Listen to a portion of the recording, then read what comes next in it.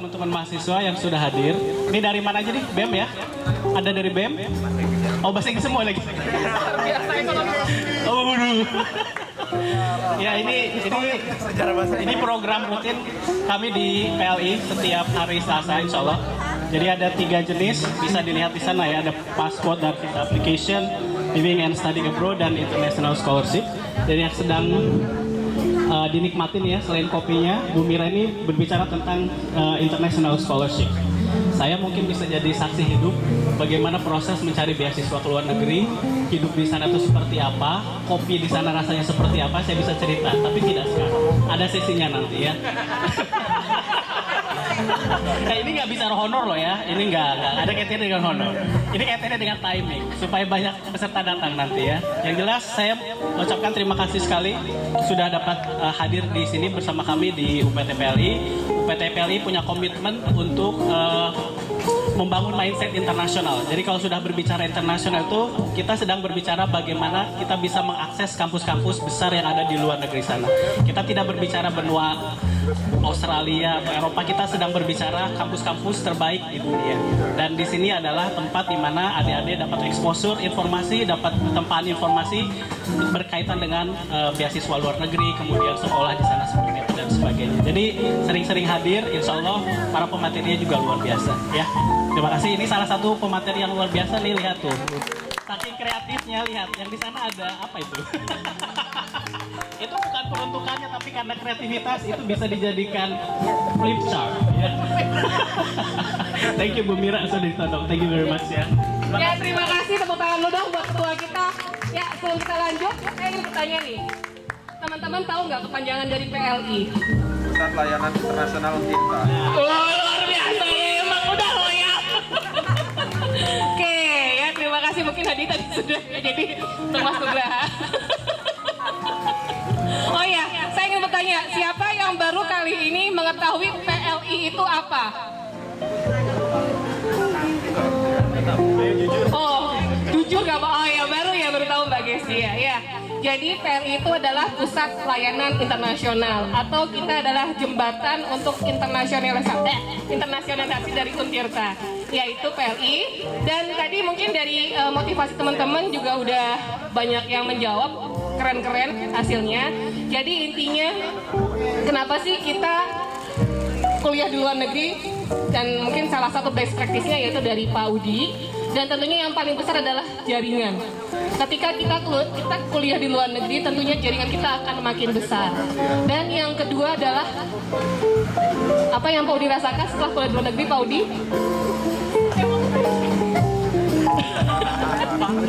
Bangga, oke. Jadi ada rasa kebanggaan dan kepercayaan diri yang semakin meningkat. Karena memang tidak mudah untuk mendapatkan beasiswa di luar negeri. Pastinya butuh mental yang kuat, berdarah-darah, dan tidak ada sesuatu yang memang mudah ketika kita mendapatkan beasiswa luar negeri. Nah, mungkin untuk selanjutnya akan diisi oleh Mbak Trias.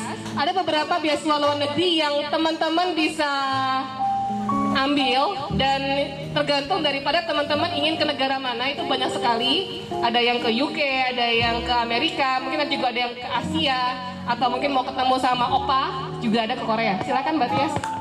Tepuk tangan dulu dong buat Mbak Trias. Beliau adalah money moment kita. Oke, ya, terima kasih. Bismillahirrahmanirrahim. Jadi tadi mungkin Bu Mira sudah menjelaskan ya. Jadi di beasiswa luar negeri itu ada yang gelar. Jadi setelah lulus nanti ada gelarnya, atau ada juga yang non gelar.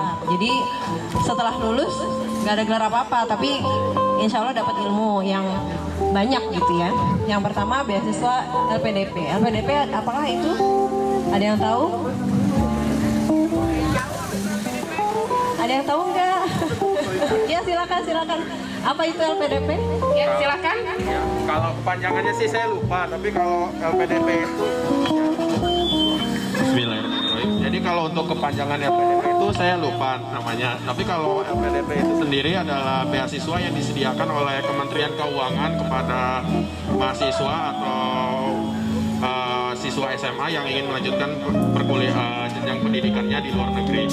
Dan biasanya itu persyaratannya itu banyak sekali ya. Ya selain dari paspor dan visa, dan juga ada persyaratan dari internal kampus seperti skor TOEFL atau enggak skor IELTS-nya. Ya, terima kasih. Assalamualaikum warahmatullahi wabarakatuh. Waalaikumsalam warahmatullahi wabarakatuh. Terima kasih ya Mas Nugraha. Karena udah dapat dokter, jadi dokter kita awet hari ini. Ya, LPDP itu kepanjangan dari Lembaga Pengelola Dana Pendidikan. Benar ya Pak Budi?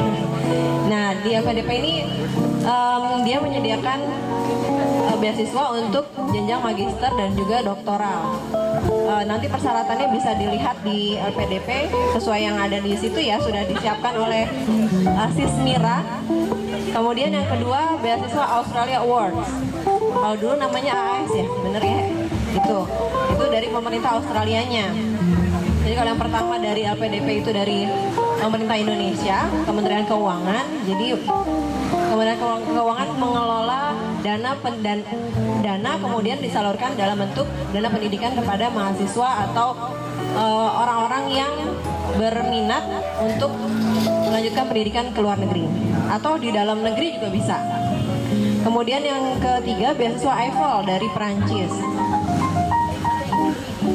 Untuk lebih jelasnya tadi di sini sudah ada ya, sudah ada websitenya. Kemudian beasiswa Chevening ini dari pemerintah Inggris, dikelola oleh British Council. Kalau nggak salah ada agennya ya Bu Mira di Jakarta. Kemudian beasiswa Fulbright ini dari pemerintah Amerika Serikat, dikelolanya oleh Aminef. Berikutnya beasiswa Stunet, Orange Tulip Scholarship, Holland Scholarship. Ini juga sama untuk melanjutkan kuliah di Belanda. Dan berikutnya beasiswa Monbuka Gakuso dari pemerintah Jepang. Kalau ini saya punya cerita nih, waktu saya jadi guru di SD swasta di Cilegon tuh saya pernah berminat ikut beasiswa pelatihan guru di Jepang. Itu selama 1,5 tahun kalau nggak salah. Nah, jadi emang beasiswa tuh sesuatu yang mungkin selain kita kejar juga sesuatu yang sudah ada garisnya gitu ya. Jadi semua persyaratan sudah saya kumpulkan gitu ya. Saya tunggu 5 tahun tuh karena syaratnya harus jadi guru selama 5 tahun dan tidak butuh tes TOEFL dan sebagainya. Jadi saya coba ikut aja. Kemudian yang kurang itu cuma legalisir ijazah S1. Bukan legalisir, translasi. Karena dulu ijazah saya nggak ada bahasa Inggrisnya, jadi dalam bahasa Indonesia. Ya qadarullah juga mungkin ya. Jadi dari seharusnya cepat sampai itu terjemahan ijazah, ternyata itu pas banjir-banjirnya Jakarta. Jadi terlambat sampai. Jadi saya mengirimkan aplikasi itu benar-benar deadline gitu. Jadi sepertinya aplikasi saya itu terlambat nyampainya, jadi saya nggak dipanggil untuk ikut tes gitu. Curhat. Jadi maksud saya tuh kalau memang ingin menyiapkan hal-hal seperti itu harus benar-benar well planned gitu ya. Jadi walaupun ada apa kita sudah siap jauh-jauh hari begitu. Satu malam ya Mbak ya. Dan itu biasanya non gelar ya. Kalau yang Monbuka Gakuso yang waktu itu ingin saya ikuti itu pelatihan guru. Kemudian beasiswa KGSP dari pemerintah Korea Selatan. Mungkin teman-teman yang suka drakor ini mungkin pengen ke sini ke Korea Selatan. Kemudian kerjasama ASEAN Development Bank Scholarship, beasiswa World Bank dan DAAD Scholarship dari Jerman. Itu semuanya yang gelar. Kemudian yang non gelar juga ada di situ, beasiswa Hubert H. Humphrey itu beasiswa program non gelar yang berlangsung selama 1 tahun akademik. Jadi cuma sampai 10 bulan di Amerika, tapi kan lumayan ya. Apa yang bisa didapatkan di sana tuh mungkin di sini nggak akan didapatkan gitu, walaupun tidak ada gelar yang didapat gitu. Kemudian Korean Government Support Program for Foreign Exchange Students cuma 4 bulan gitu. Jadi sebenarnya kalau saya pikir-pikir beasiswa itu dari sini aja udah banyak banget gitu ya, keleleran kalau kata orang Jawa tuh. Tapi ya kalau bukan rezekinya ya belum dapat. Tapi saya yakin sih kalau saya yakin sih kalau kalau memang kita berniat dan memiliki motivasi yang kuat, insya Allah apa yang kita inginkan juga bisa kita capai gitu. Yakin insya Allah. Ya kalaupun memang kita sudah berusaha terus ternyata tidak dapat juga, ya mungkin ada skenario yang lebih indah buat kita. Iya, tepuk tangan dulu dong buat Mbak Rias, ada skenario indah di balik ini semua ya Mbak ya. Betul. Selanjutnya saya lempar lagi ke Sis Mira. Oke, baik, terima kasih, tepuk tangan dulu dong buat Mbak Rias. Ya, tadi ada KGSP, ada apalagi tadi Membuka So, ada ADB, ASEAN Development Bank. Nah, teman-teman di sini pertanyaannya adalah, apakah teman-teman harus lulus dulu untuk mendapat beasiswa? Lulus. Apakah harus lulus dulu untuk mendapat beasiswa yang tadi sudah disebutkan? Lulus S1 maksudnya? Iya, boleh sharing? Tergantung persyaratan. Oh, tergantung persyaratannya. Oke, ada lagi? Ya, jadi benar dalam arti memang tidak semua beasiswa harus lulus dulu S1 ataupun S2 ataupun D3. Tergantung daripada program yang teman-teman ambil. Misalnya tadi yang sudah disebutkan oleh Mbak Trias ada beasiswa non-gelar. Nah, non-gelar itu biasanya 4 bulan, 10 bulan, atau mungkin sebulan. Itu dilaksanakan di tempat tujuan, misalnya di Australia, atau mungkin di Turki, ataupun di Korea. Itu banyak sekali. Nah, apa sih tips-tipsnya atau strategi apa sih harus teman-teman lakukan untuk mendapat beasiswa? Mudah nggak? Pak Udi mudah nggak dulu dapat LPDP? Dulu berjuang berapa puluh tahun Pak Udi? Bertahun-tahun, 3 tahun. Tepuk tangan dulu dong buat Pak Udi, keren loh, PhD di Queen Belfast University. Ya. Nah, sekarang pertanyaannya adalah strategi apa sih untuk mendapatkan beasiswa luar negeri? Mungkin bisa ditulis lagi di flip chartnya. Ya, strategi mungkin bisa jawabannya bisa 1 atau 2 atau 10 juga boleh. Nanti yang paling terbaik akan mendapat hadiah juga. Ya, Silakan ya. Oke, silakan diminum kopinya, tapi hand sanitizer-nya jangan diminum ya. Bahaya. Nanti virusnya hilang. Kita juga hilang nanti soalnya. Ya, oke. Strategi apa sih yang dilakukan oleh teman-teman untuk mendapatkan beasiswa luar negeri? Yang kita ketahui bahwa memang mendapatkan beasiswa itu tidaklah mudah. Ya, ini yang dari pantai kayaknya bajunya kinclong banget sih. Itu yang garis-garis, yang baju orange, yang di bawah pohon. Itu kayak dari pantai gitu kan. Apa? Oh, pakai topeng. Iya, bacanya pakai stand up comedy, Mbak.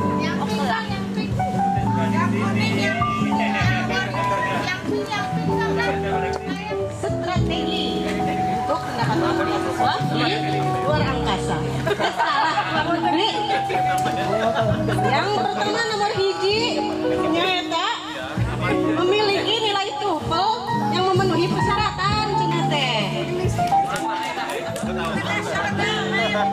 Kan ini bahasa milik kita Sunda. Setuju. Ya, setuju tuh ya Kak? Jadi kita harus punya nilai TOEFL. Kalau mau ke Arab sih TOEFL juga kayaknya ya. Soalnya saya waktu di UIN, kalau mau lulus dari UIN itu harus ngikutin TOEFL. Itu TOEFL-nya bahasa Arab. Ya, TOEFL. Itu sih. Terus yang kedua katanya mempersiapkan berkas persyaratan yang lengkap dan tepat waktu. Betul ya? Iya. Lagi enggak nih? Lanjut ya. Lanjut, Ibu Iin. Teteh Iin. Ini. Bebas yang mana aja.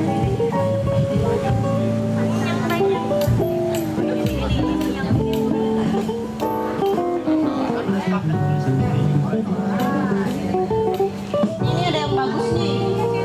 Kalau itu tadi tanya kawasannya. Apa? Oke. Ya. Yang pertama, strateginya perluas jaringan. Ini maksudnya jaringan apa ya? Internet. Ya, pokoknya website, entahlah itu jaringan apa ya, apa jaring laba-laba. Terus yang kedua, belajar belajar bahasa selain bahasa Inggris, misalnya kalau minatnya ke Belanda ya belajar bahasa Belandanya, ya betul ini betul.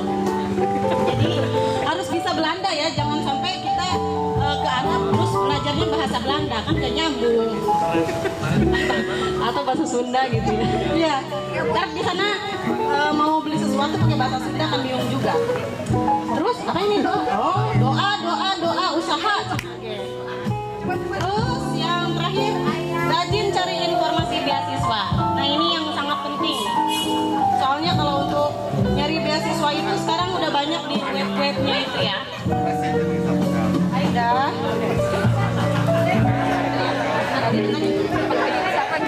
Oh ya, yang tadi yang barusan dibacakan itu strateginya siapa? Oh ya, silakan. Ya silakan maju yang maju. Akhirnya diserahkan oleh Teh Iin.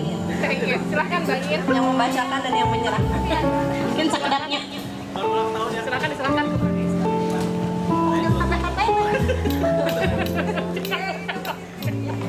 Jangan salah nanti serahkannya HP-nya ya Mbak ya. Nggak handphone. Handphoneku hilang. Oke, baik, terima kasih Mbak Iin. Terima kasih. Ya, tadi udah disebutkan beberapa hal strateginya. Yang paling utama adalah, yang pertama adalah mempersiapkan diri dan dokumen. Ya, terkait dokumen, apa aja sih dokumen yang dibutuhkan untuk mendapatkan beasiswa luar negeri? Yang pertama adalah Paspor. teman-teman udah punya paspor belum? Pertanyaannya. Siapa yang belum punya paspor di sini? Luar biasa, banyak juga belum. Ya, jadi tolong siapkan sedini mungkin pasportnya teman-teman semuanya ya. Dan ketika punya paspor jangan lupa dicek expirednya kapan. Jadi ketika ada tanggal tanggal deadline-nya minus 6 bulan dari tanggal deadline, teman-teman harus sudah ngurus kembali. Karena banyak sekali rekan-rekan kita yang sudah mau berangkat tetapi mereka karena pasportnya sudah 6 bulan sebelumnya itu udah nggak bisa masuk. Ya, tolong diurus dari mulai sekarang ya bagi teman-teman yang mau ke luar negeri.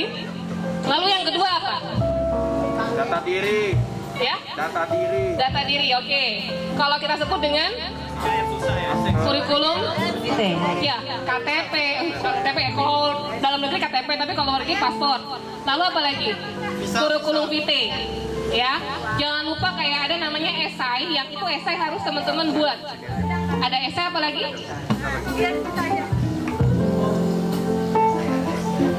Oke, selain untuk bahasa Inggrisnya apa aja? IELTS minimal berapa? 6,5. 6,5. Oke, ada yang sudah mendapat 6,5 di sini? Selain Pak Udi dan Pak David? Gue juga belum. Ya oke, saya juga belum mencapai 6,5, sedikit lagi gitu kan. Tapi memang untuk mencapai 6,5 itu nggak mudah, teman-teman. Saya itu tes IELTS udah 3 kali. Alhamdulillah belum mencapai 6,5. Dan sekali tes itu berapa US? 3 juta. Kurang lebih 200 US atau kurang lebih 3 juta. Sekali tes. Kalau belum mencapai nilai 6,5 berarti diulang lagi. Dan itu costnya sama juga. Itulah memang perjuangan beasiswa. Tetapi ada juga tes ITP yang lebih murah. ITP. Itu kurang lebih 500.000. Oke, nah selain tes bahasa Inggris apa lagi? Ada namanya? Visa. Letter of acceptance. Ya, letter of acceptance itu unconditional. Atau surat bahwa teman-teman sudah diterima di universitas. Lalu apa lagi? Bisa. Letter of sponsorship. Oke, sampai sini apa? Oke, itu jadi ngetis. Ya, oke. Lalu ada namanya letter of intent atau motivation letter atau ya, lalu ada recommendation letter juga. Nah, itu adalah beberapa dokumen yang harus dipersiapkan. Oke, lalu apa lagi? Bisa ditambahin Mbak Rias? Persiapan mental. Ya, memang tidak mudah gitu loh. Bagi saya yang sudah berjuang dari 2012. Waktu itu saya ngelamar ADS Australian Development Scholarship. ya waktu itu tahun 2012 dan itu juga masih mendapat surat belum penerimaan. Oh iya, oke. Oh, break dulu azan. Tadi Bu Mira juga bilang ya, ternyata untuk tes aja belum tentu diterima loh itu. Baru tes aja itu udah habis 3 juta. Sekali Ya, tes. kalau gajiannya 3 juta. Habis. Itu saya banget, Mbak. Nah, itu penting banget. Jadi persiapkan dana juga untuk tes sana, tes sini, dan sebagainya. Kemudian timeline. Jadi biasanya di persyaratan itu selain syaratnya umur, misalnya gitu kan, terus tes TOEFL dan lain-lain, ada juga timeline. Jadi tanggal berapa atau bulan apa sudah harus ditutup dan ada pengumuman misalnya kayak gitu. Jadi sebelum itu jauh-jauh hari, ya kayak tadi yang saya ceritakan, jangan sampai gara-gara banjir Jakarta aplikasinya terlambat, nggak dia panggil tes kayak gitu. Kan itu hal yang sebenarnya bisa dihindari gitu. Kemudian fokus, karena persyaratannya banyak ya, Sis Mira. Jadi kalau nggak fokus, nanti pasti melihat ada yang susah gitu ya, terus udahlah tinggalin, tahu-tahu udah habis, deadline-nya udah lewat, dan ya udah dilupakan lagi, nanti inget lagi nemu yang susah lagi, dilewat lagi kayak gitu. Jadi harus fokus. Kemudian aktif di kampus dan di luar kampus, ini khusus untuk mahasiswa. Jadi kalau selama mahasiswa itu kalau bisa jangan kupu-kupu kata istilahnya tuh ya. Kuliah pulang. Ini kayaknya nggak ada yang kupu-kupu ya di sini ya. Adanya butterfly. Kura-kura. Kuliah rapat. Kemudian ya yang pasti yang ditulis di sini itu yang sebenarnya ditulis terakhir, tapi ini yang paling utama, berdoa. Jangan sekedar kita mengandalkan apa yang bisa kita lakukan, tapi juga serahkan segalanya sama yang menciptakan kita, karena garis takdir juga sebenarnya udah dituliskan olehnya. Oke, ya tepuk tangan dulu buat Rias, memang beliau adalah ustazah ya, dan diakhiri dengan doa, betul sekali.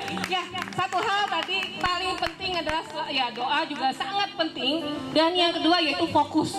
Kenapa sih di 2012 belum dapat aja sampai sekarang PSD? Karena saya belum fokus. Mana 3 kali ujian belum lolos-lolos. Kalau untuk TOEFL mungkin udah dari 10 kali saya tes TOEFL. Dan kalau saya tes TOEFL biasanya di Senayan hampir 2 orang gitu nunggu tes gitu kan. Itu juga perjuangannya. Dan untuk tes IELTS itu juga ngantrinya luar biasa. Udah bayar, ngantri gitu kan, belum berangkatnya gitu kan. Nah, itulah sebuah proses. Dan yang terakhir yaitu aktif di organisasi. Teman-teman, ini sebagai investasi sosial. Aktiflah di berbagai kerelawanan sosial. Atau apapun yang teman-teman sukai. Karena itu menjadi sebuah portofolio kehidupan kalian. Dan saran saya yaitu perbanyak boarding pass kehidupan kalian. Karena itu menjadi sebuah nilai tambah buat teman-teman semuanya. Tadi saya tanya, mungkin tadi ada teman namanya Mbak Monica. Itu beliau udah lulus di bulan apa saya lupa. Dan sekarang beliau mau ikut di Pare ya bener ya? Selama kurang lebih 4 bulan. Untuk apa? Untuk meningkatkan bahasa Inggrisnya dia tentunya. Nah, oke, itu adalah beberapa tips atau strategi untuk mendapatkan beasiswa luar negeri. Dan satu hal yang paling penting adalah teman-teman mulai dari sekarang, mumpung masih muda kan, di sini kan kalau nggak salah 20 di bawah, 20-an di bawah ya, 25 di bawah ya mungkin teman-teman mahasiswa. Ya, mulai dari sekarang tolong disiapkan esainya, motivation letternya, perbanyak atau perluas jaringan, perbanyak boarding pass kalian, karena hidup tidak hanya di kampus, hidup itu sangat luas. Ya, semakin teman-teman banyak pergaulan di luar negeri ataupun di luar sana, itu pasti akan lebih semakin meningkatkan kapasitas teman-teman semuanya. Oke, ada lagi tambahan? Mbak Ria, silakan. Oke, lalu tadi untuk yang ada beberapa hal mungkin bisa dibaca di sini. Oke, selanjutnya mungkin ada masukan nggak atau pertanyaan dari teman-teman semuanya? Boleh bertanya, silakan. Mungkin Mbak Gesi mau bertanya? Yang punya pertanyaan atau mau sharing juga? Ya, atau mau sharing, siapa di sini yang sudah ikut tes TOEFL dan belum mencapai nilai? Atau udah pernah? Iya. Oke, boleh sharing Mas. Mau kemana rencananya?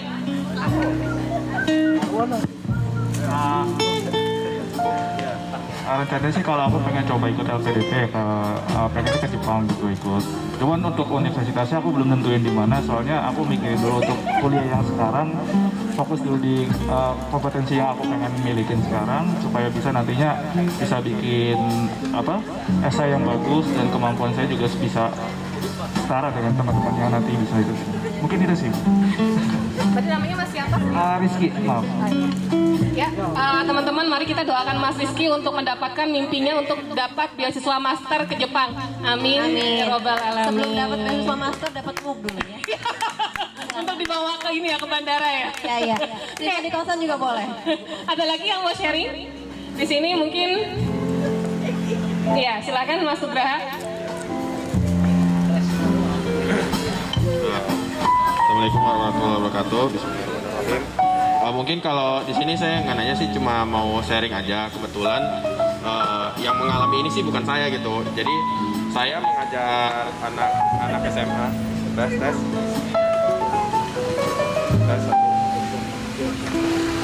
Tes satu, ya. Jadi yang saya mengajar anak SMA, kebetulan dia ini mau kuliah ke luar negeri. Jadi itu dari situ sih saya udah dapat dari saya mengajar itu. Jadi saya tahu tahapan-tahapan apa saja yang akan dilakukan ketika dari tahap yang lulus SMA itu akan kuliah ke luar negeri. Kebetulan dia akan kuliah ke luar negeri itu di universitas ini di Belanda. Dan itu dia langsung ngambil scholarship-nya. Kebetulan di sini ada yang scholarship tulip. Oh, tulip. Iya, yang tulip. Dari tulip situ. Dan kemudian waktu itu juga ngejelasin sih yang seperti pemateri yang pertama itu nyiapin paspor, visa dan segala macam gitu. Ya menurut saya sih gampang-gampang susah ya gitu. Cuman kalau misalnya memang sudah ada kemauan dan terencana dengan baik, maka itu insya Allah bisa dilakukan. Sekian dari saya. Terima kasih. Assalamualaikum warahmatullahi wabarakatuh. Waalaikumsalam warahmatullahi wabarakatuh. Jadi intinya adalah niat yang kuat ya Mas. Ya, tepuk tangan dulu buat Mas Nugraha, emang keren. Oke, ada lagi siapa yang mau sharing teman-teman? Oh ya, mungkin gini, mungkin tadi teman-teman sudah lihat ternyata IELTS itu mahal banget ya, kurang lebih 200 US. Tetapi sebenarnya banyak sekali peluang untuk teman-teman free test IELTS. Caranya gimana? Saya pernah beberapa kali ikut tes free IELTS gitu ya. Memang kalau saya waktu itu dari Diki, tetapi teman-teman yang mungkin bukan dosen itu juga banyak sekali organisasi-organisasi yang menawarkan free pelatihan, dan yang kedua adalah free tes IELTS. Nah, tetapi syaratnya untuk mengikuti tes IELTS itu teman-teman harus punya TOEFL test dulu. Minimal kalau nggak salah waktu itu 475 itu untuk mendapatkan free pelatihan selama 3 bulan. Kalau nggak salah di daerah Depok waktu itu free untuk mahasiswa yang sudah lulus untuk mahasiswa yang sudah lulus S1. Berarti kalau gitu bukan mahasiswa lagi ya. Jadi teman-teman yang sudah lulus S1 silahkan bisa mendaftar di situ. Jadi banyak sekali peluang-peluang, banyak sekali beasiswa yang menawarkan untuk teman-teman yang masih usianya di bawah 30 itu terutama banyak banget. Kayak tadi yang saya bilang ada namanya SSEIYP. SSEIYP itu dia pertukaran pelajar dengan menggunakan kapal pesiar Nippon Maru itu kurang lebih selama 6 bulan itu kalian akan pesiar dan ke beberapa negara, dan kalian akan stay di beberapa kayak local people, dan itu free. Itu banyak sekali peluang-peluang yang bisa kalian miliki. Dan satu hal lagi, bahwa kita nggak bisa mengulang usia kita, tetapi ketika kalian masih muda saat ini dan ketika kalian masih punya kesehatan, pergunakanlah itu baik-baik. Dan ternyata gini, apa sih inti positifnya dari pandemi? Tetap pandemi itu satu hal, meningkatkan international networking kita. Kenapa? Karena kita nggak punya batas. Kayak apa yang sudah dilakukan oleh Pak Udi di PLI, juga banyak sekali menghadirkan dosen-dosen tamu dari UK, dari mana lagi kemarin? Dari Monash Australia, besok juga kita akan dapat dari Uganda. Lalu ada Leicester University, banyak sekali. Jadi pergunakanlah masa saat ini untuk mengembangkan diri kalian. Oke, ada lagi, silahkan tambahannya. Ya, apa mungkin ada teman-teman yang mau menambahkan? Atau mungkin Pak Udi, silahkan untuk sharing pengalaman. Saya menggarisbawahi yang tadi kalau di usia muda ya. Usia muda itu berarti usia di mana Anda masih sangat aktif, masih punya tenaga banyak, dan tadi pergunakan organisasi sebagai motor untuk you build your leadership through organization. Jadi sekarang beasiswa itu lebih menekankan pada leadership skill Anda. Jadi kalau kemampuan akademiknya bagus, biasanya bukan jaminan bahwa kita akan diterima. Tapi kalau akademik bagus ditopang dengan leadership yang juga bagus melalui kegiatan organisasi, biasanya dilihat portfolionya. Organisasi apa saja yang sudah diikuti, biasanya yang dipilih itu yang organisasinya bagus, bukan yang akademiknya bagus. Ada kasus di bahasa Inggris, secara akademik bagus banget alumni. Kita punya alumni satu yang nggak bagus banget secara akademik, tapi dia lupa bahwa organisasi itu penting. Begitu daftar LPDP, dia keteteran ketika ditanya organisasi apa yang diikuti dan sudah kegiatan leadership apa yang sudah pernah dilalui. Ternyata tidak ada dan gagal hanya karena tidak ada pengalaman organisasi. Jadi betul yang tadi disampaikan oleh Kakak Mira ya. Masih muda banget soalnya baru berapa? 24 ya? Saya 13. Jadi organisasi itu tolong dimaksimalkan karena betul-betul dilihat leadership Anda melalui organisasi, pengalaman organisasi. Saya kemarin apply beasiswa itu di usia 30 plus untuk dapat PhD. Pengalaman organisasi dari S1 sampai saya di sini di Untir Tamu Ngabdi itu tetap ditanyakan. Dan poin-poin penting ketika kita bisa jawab organisasi saya ABCD, pengalaman saya sebagai ABCD sebagai kepala, ketua, apapun itu namanya, mereka sangat senang karena leadershipnya sudah tertulis. Ya, jadi saya menggarisbawahi pentingnya leadership skill dan itu dibangun melalui organisasi. Jadi kalau Anda sudah berorganisasi, Anda sudah di jalur yang benar, tapi juga perhatikan sisi akademiknya, jangan sampai organisasinya bagus, IPK-nya nggak nyampe 3, itu juga masalah. Jadi dibuat berimbang, minimal IPK 3, 3,0 atau 3,25 udah bagus. Leadership skillnya ditunjukkan melalui pengalaman organisasi. 2 itu sudah lebih dari cukup untuk bisa dapat beasiswa. Minimal dapat LPDP lah insya Allah ya. Oke, terima kasih. Terima kasih. Ya mungkin ada yang mau sharing lagi. Tadi apa ya, wejangan. Soalnya ketua banget ya mau dia. Ya. Bapak 2 anak yang memberikan wejangan kepada kita semua. Iya, karena beliau juga awardee gitu ya. Jadi yang diucapkan itu memang benar sudah dilalui gitu, sudah sudah dirasakan dan memang betul gitu. Mungkin ada juga yang punya pengalaman serupa atau pengen bertanya. Ya mungkin yang Mbak yang tengah, mungkin secara dadakan juga ikut. Ya, oke. Ya, silakan. Boleh, silakan. Oh, yang tanya dikasih ini dong, boleh? Nah, tumbler.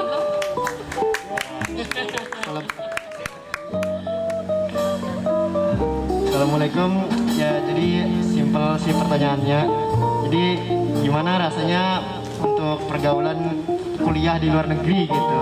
Apakah rasanya sama kayak di dalam negeri atau gimana gitu? Sama gimana biar akrab gitu sama orang di luar sana gitu, orang asing gitu? Oke. Kan biasanya susah gitu. Iya. Karena Mungkin kesenjangan sosial. Oke. Ya, tepuk tangan buat siapa? Mas siapa namanya? Milal. Mas Milal. Oke, ya terima kasih Mas Milal. Jadi mungkin saya nggak akan sharing terkait bagaimana kuliah di luar negeri karena memang saya juga untuk PhD saya belum ini. Tetapi bagaimana kehidupan di luar negeri. Satu, yang harus kalian punyai adalah apa? Empati. Mau dimanapun kalian, kalau teman-teman memperbanyak kebaikan, insya Allah mau dimanapun kalian nggak akan susah hidupnya. Kayak saya waktu kemarin saya sempat waktu itu di beberapa negara, mungkin waktu itu di Mongolia tuh di Cina daerah sana. Waktu itu saya ada makan bersama gitu ya. Kita tahu bahwa ketika makan bersama itu banyak B2. Tetapi apa yang terjadi? Teman saya dari Korea saya bilang ke sini, Mira itu jangan makan itu babi. B2 gitu kan. Akhirnya dia ngambil B2-nya sambil akhirnya nyari apa? Penggantinya yaitu daging sapi. Itulah bahwa empati itu luar biasa. Ketika teman-teman menanam banyak kebaikan dimanapun itu pasti kebaikan juga yang akan didapatkan. Ya, jadi tetapi jangan pernah gini, selalu berpikir positif bahwa semua orang pada dasarnya baik. Karena banyak sekali gini, ketika kita melakukan kayak safar, itu banyak sekali keajaiban dan itu kalian akan rasakan. Ternyata gini, ternyata safar itu memberikan menambah iman kita, benar nggak sih? Mungkin Mbak Tias ya. Ternyata dengan safar itu banyak sekali keajaiban yang kalian tidak akan pernah pikirkan sebelumnya. Mungkin lebih detailnya, mungkin Pak Udi bisa menjelaskan bagaimana kehidupannya di Belfast. Iya betul. Oh, saya lupa. Ya, mumpung masih fresh ya, karena saya di sini baru sekitar 1,5 bulan. Jadi jangan pernah berpikir bahwa hidup di luar negeri itu terlalu sulit atau terlalu mudah. Tidak, kata terlalu itu jangan ditambahkan. Yang jelas kemampuan beradaptasi itu sangat penting. Ya, jadi kalau misalkan kita tinggal di negara orang, satu, building empathy itu memang betul nomor satu, bahkan nomor satu. Saya punya pengalaman menarik, ada teman dari Sulawesi yang mungkin tadi kemampuan empatinya kurang bagus. Kalau B2 di sana itu kan wah dihormati banget gitu, mau dimakan juga yang wah kemudian dimakan ya, saking disukainya. Kemudian teman saya itu pesan burger. Dia mintanya burger sapi gitu, tapi yang datang memang ya B2 itu. Kemudian teman saya ini marah karena merasa saya muslim dan ini sebuah ya kind of offense bagi teman saya yang katanya muslim dari Sulawesi itu. Kemudian dia marah ke waitressnya, dia bilang oh ini sudah terkontaminasi babi, dan dia balikin lagi. Dan di situ saya melihat raut wajah yang luar biasa marah dari si pelayannya, karena dia menyukai babi dan babi adalah bagian dari makanan sehari-hari mereka. Ketika dibilang terkontaminasi oleh daging babi, mereka sangat itu ofensif gitu buat mereka. Jadi perhatikan bagaimana cara kita berkomunikasi dengan orang lain, terutama dari kultur yang berbeda. Membangun empati itu sangat penting. Respect is number one. Gimana caranya kita menghargai dari kultur apapun, agama apapun, mau punya agama, mau enggak, itu urusannya mereka. Urusan kita adalah bagaimana respect kita sebagai human being. Itu modal banget tuh. Jangan pernah membawa, saya tidak mengajari bahwa sebagai muslim tidak boleh saklek ya. Harus punya rule of the game. Saya seorang muslim, saya datang ke sana, saya punya aturan main sebagai seorang muslim. Tapi bagaimana caranya berdiplomasi, tanda petik ya.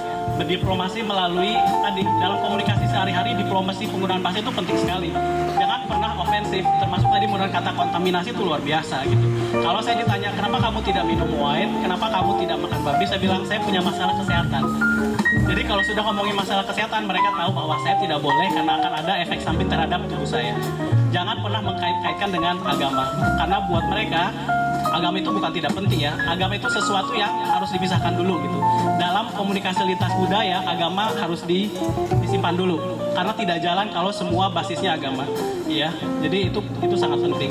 Dan jangan takut juga kalau sudah di sana, kita akan terbangun dengan sendirinya, akan terbiasa dengan sendirinya. Butuh waktu mungkin 2-3 bulan untuk pembiasaan. Setelah 4 bulan kita akan merasa nyaman. Gejlok budaya itu paling di awal-awal aja. Kalau sudah 3 bulan sudah biasa. Ya intinya tadi building empathy, respect, dua itu harus selalu dipelihara. Dan ingat, ketika kita di luar, kita adalah agen Indonesia gitu. Jadi siapapun yang melihat kita dan mereka tahu kita dari Indonesia, mereka akan selalu mengkaitkan kita dengan Indonesia secara umum. Kalau behavior kita tidak bagus, mereka akan bilang Indonesia itu tidak bagus. Jadi selalu hati-hati dengan apa yang kita katakan. Selalu tadi jangan ofensif, jangan agama itu selalu muncul dalam setiap kali komunikasi dengan orang-orang, karena buat mereka agama itu sudah di luar komunikasi sehari-hari di ranah sosial kayak gitu. Itu penting sekali. Tapi bukan berarti kita tidak mengikuti rule of the game sebagai seorang muslim ya. Ikuti itu, tapi hati-hati pada saat kita mengkomunikasikan. Ya. Seperti itu. Mas Dak, silahkan. Mas Dak nih, yang dari Australia nih, ya silahkan. Halo, tes 1, 2, 3. Terima kasih. Harus berdiri ya.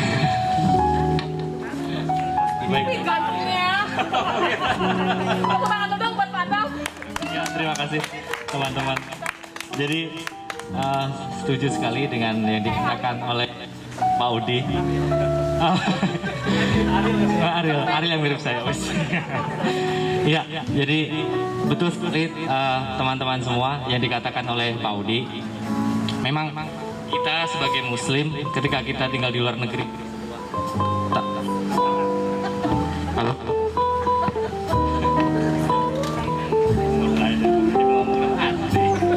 Iya, tes.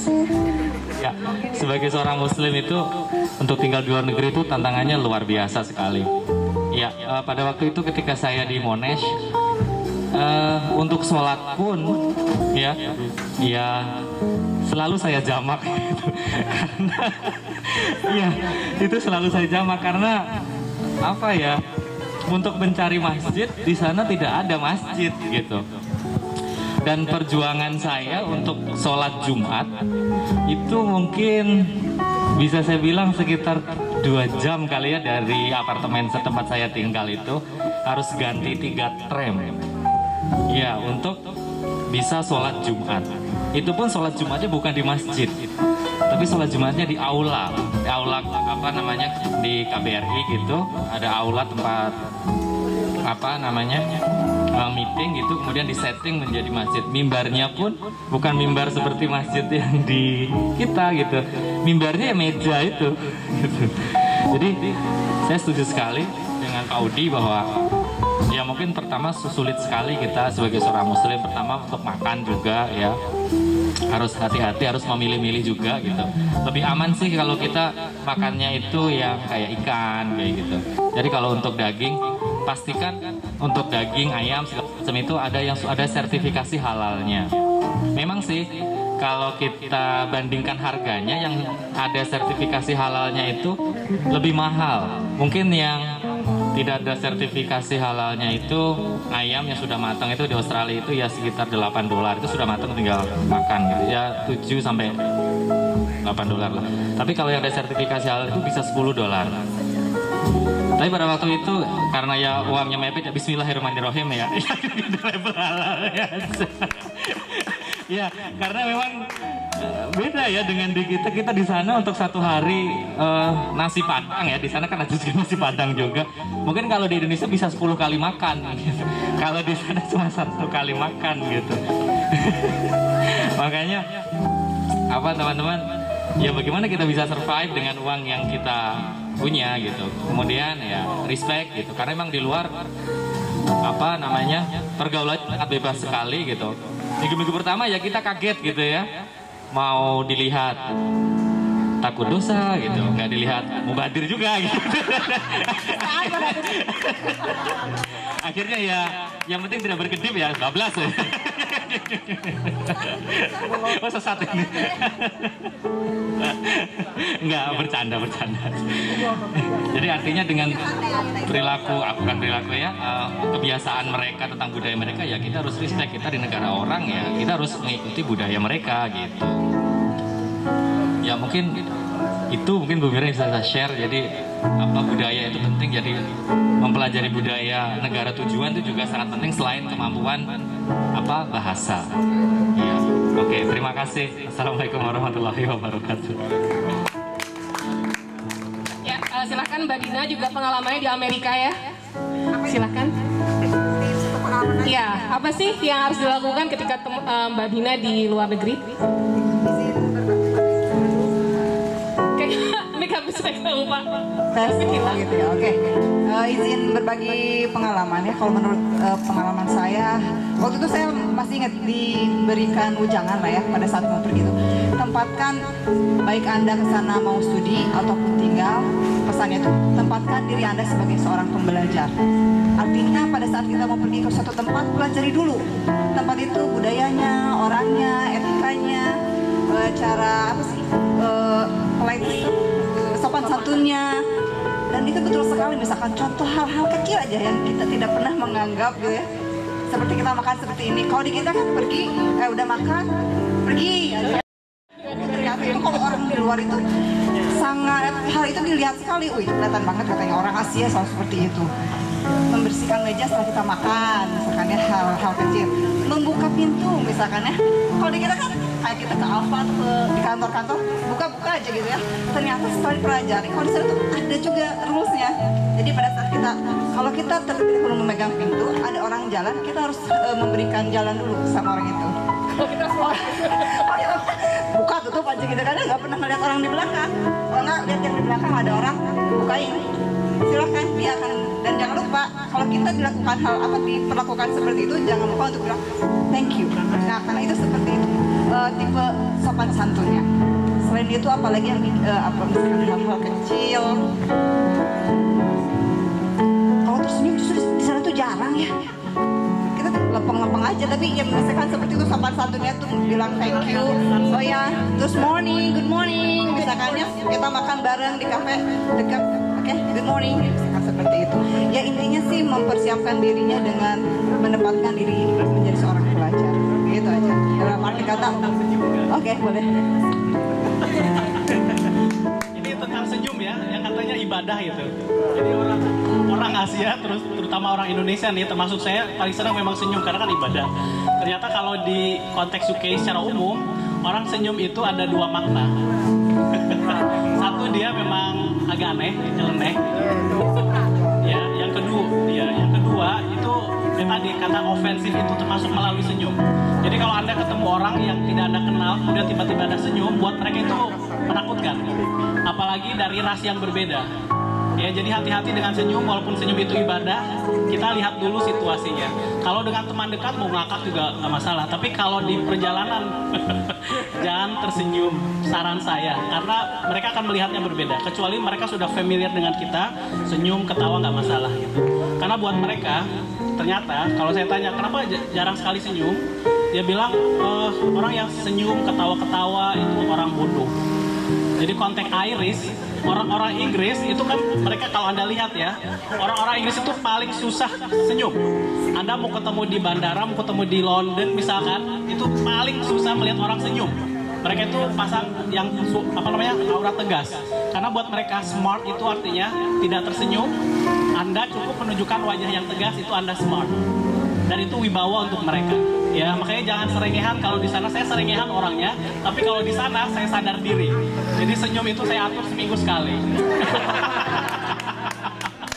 Ya, oke ya. Jadi hal-hal yang sederhana, senyum saja bisa membuat Anda dikucilkan karena dianggap ofensif atau dianggap aneh, ya. Oke, so pelajari konteksnya, pelajari situasinya, baru Anda beraksi di situ. Jangan langsung jadi diri sendiri pada saat minggu atau 2 minggu pertama. Jadi orang lain dulu, Anda pelajari dulu situasinya. Setelah 1 tahun boleh jadi diri sendiri, karena biasanya temannya sudah lebih banyak. Saya 4 tahun, saya jadi sendiri setelah tahun ketiga. Karena temannya udah mulai banyak gitu. Begitu banyak saya harus pulang. Ya, oke, karena beasiswanya habis. Gak bisa hidup di sana tanpa beasiswa. Gitu ya, jadi senyum, respect penting, empati penting, senyum hati-hati. Ya, karena maknanya bisa lain kalau di negara orang. Ya, oke, terima kasih. Baik, terima kasih Pak Udi, Pak Daf, dan Budina. Tepuk tangan dulu buat beliau-beliau. Jadi benar banget, ternyata hidup di luar negeri ada 2 hal yang memang penting di dalam membentuk karakter kita. Yang pertama, kita semakin banyak bersyukur, bener nggak? Ketika kita mendapatkan playing room itu bahagia banget gitu. Ya Allah, alhamdulillah ada playing room. Karena saya pernah waktu itu di Makau itu, saya sholat akhirnya di taman. Karena saya udah nggak bisa di jamaah dan masjid jauh, akhirnya saya sholat sama suami saya di taman. Bodo amat orang mau lihat, bodo amat, yang penting gue bisa sholat. Itu udah bahagia gitu loh. Dan yang kedua, membentuk budaya disiplin. Jadi tidak ada di sana tuh sampah di mana-mana, nggak ada. Semua tuh sampah, semua, apalagi kalau ke Jepang itu sampah dimasukin di kantong.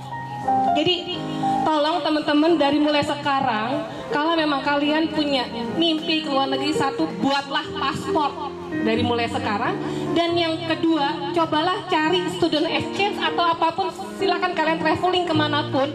Itu bisa gini ya, kita masuk ke Changi aja itu luar biasa pembelajarannya. Baru masuk ke bandaranya, beda banget sama bandaranya kita. Tetapi itulah jadi nilai positifnya. Jadi banyak sekali hal-hal yang bisa teman-teman lakukan untuk mempersiapkan diri kalian untuk mendapat beasiswa luar negeri. Mungkin sebagai penutup, Chris mau tambahan?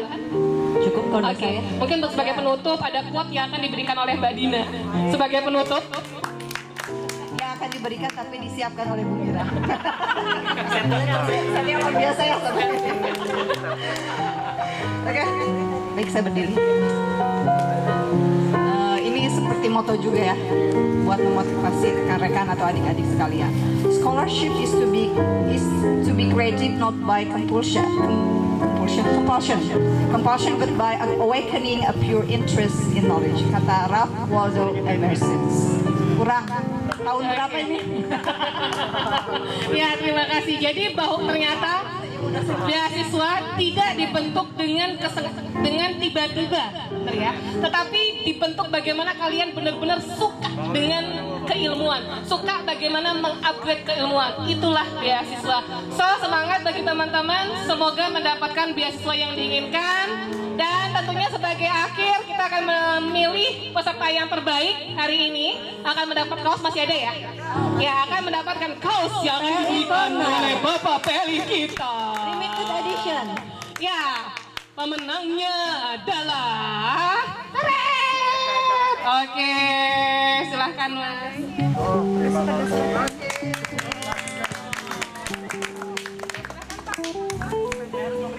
Ya, silakan. Dipoto ya. Ya, selamat ya. Selamat. Oh, siap.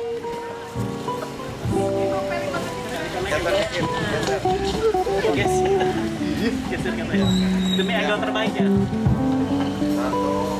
2, asik. Ya, 1. Ya. Ya, ada saja. Terima kasih banyak. Ada komentasinya kan? Yuk.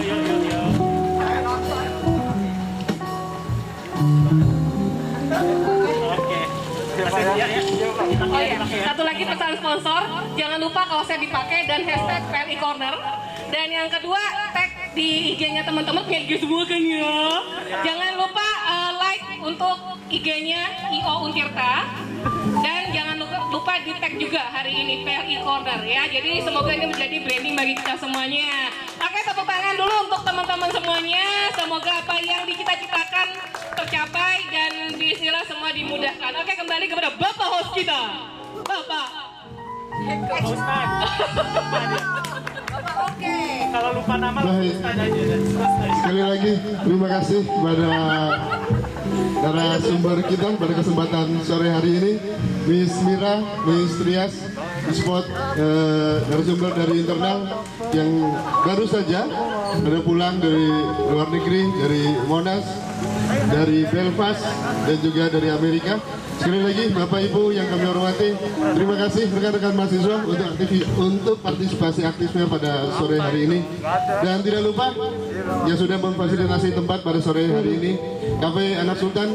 Sekali lagi, Pusat Layanan Internasional atau International Office Universitas Sultan Ageng Tirtayasa insya Allah akan hadir setiap hari Selasa di Cafe Anak Sultan untuk kampus Pakupatan, di kampus Ciwaru dan juga di kampus Cilegon untuk lebih menghadirkan suasana dan atmosfer global dengan berbagai tema bahasan seperti visa and passport application, living and studying abroad, dan international scholarship, bagaimana belajar dan tinggal di luar negeri, dan juga bagaimana tembus beasiswa internasional, Eropa, dan juga tembus Amerika. Sekali lagi, atas nama UPT Pusat Layanan Internasional, kami mengucapkan terima kasih atas partisipasi aktif teman-teman. Untirta Jawara dari Banten untuk Indonesia. Aplaus untuk kita semua. Billahi taufiq wal hidayah. Wassalamualaikum warahmatullahi wabarakatuh. Berkenan yang hadir pada kesempatan saya hari ini untuk berfoto bersama. Luar biasa.